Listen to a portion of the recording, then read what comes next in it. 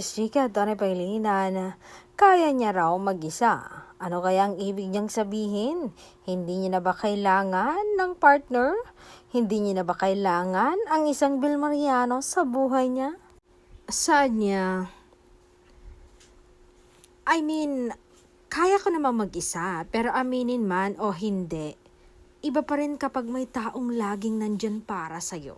Ganyan nung naging feeling ko nung dumating sa akin si Belle. Yung hindi mo kailangang magpanggap na okay ka kasi alam mong may sasalo sa'yo kapag napagod ka.